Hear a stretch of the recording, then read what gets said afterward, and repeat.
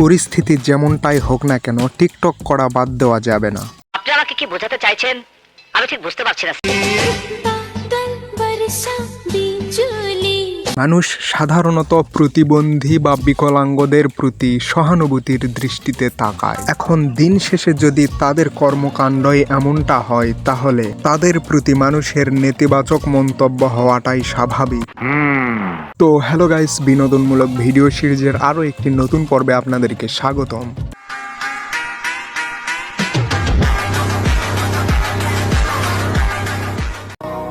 আমরা দুই ভাই বোন, পাগল আর ছাগল। হ্যাঁ, আমরা বুঝতে পারছি যে আপনারা ভিডিওটির মাধ্যমে ভাই বোনের একটি মধুর সম্পর্ককে উপস্থাপন করছেন, কিন্তু এমন দাড়ি মোছওয়ালা 1.5-2 মাসের ছোট ভাই কেমনে সম্ভব? আপনার কথাবার্তা হলে মুই সাইপটা ধরে আশ রাখতে পারি না।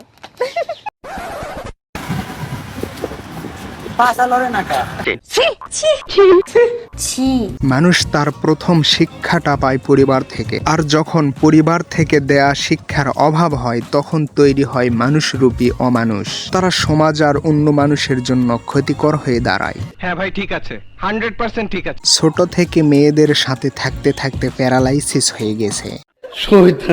আমার মনে হয় একটা মেয়ে হবে। না, একটা ছেলে হবে দেখো। অবশেষে দুইজনের ইচ্ছাই মিলে গেল, আর ফলাফল আপনার সামনে।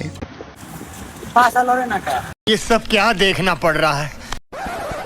শিক্ষা প্রতিষ্ঠানে ভায়োলেন্স এবং স্মোকিং এর কোনো পারমিশন নেই। এতদ সত্ত্বেও আমার বিড়িখোর বেপরোয়া বন্ধুর কর্মকাণ্ড দেখুন।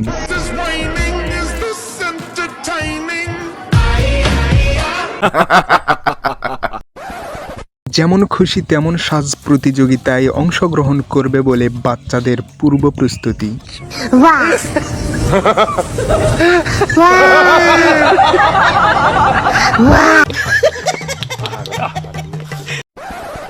শুকনা খেকু বন্ধুর আবিষ্কৃত মেশিনে ফেস স্ক্যান করলেই আপনি জেনে যাবেন আপনার ভবিষ্যতে কয়টা বাচ্চা হতে পারে।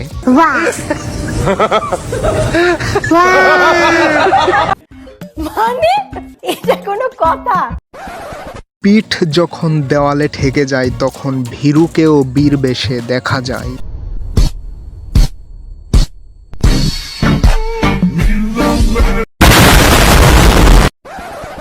রাতের বেলা বন্ধুর জানালার পাশে একটি কুকুর ঘেউ ঘেউ করে। রাতের ঘুম হারাম করে দেওয়া সেই কুকুরটিকে বন্ধু যখন এমন অবস্থায় পায়, हे हरि राम कृष्ण जगन्नाथ प्रेमानंदी, ये क्या हुआ?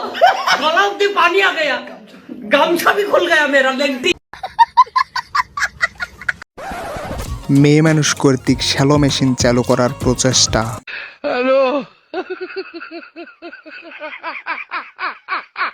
আমার মতো আপনিও যদি জীবনে প্রথমবার এমনটা দেখে থাকেন তাহলে কমেন্টে জানান। তো গাইস, আজকের ভিডিওটি এ পর্যন্তই। ভিডিওটি ভালো লাগলে লাইক, কমেন্ট, শেয়ার এবং চ্যানেলটি সাবস্ক্রাইব করুন।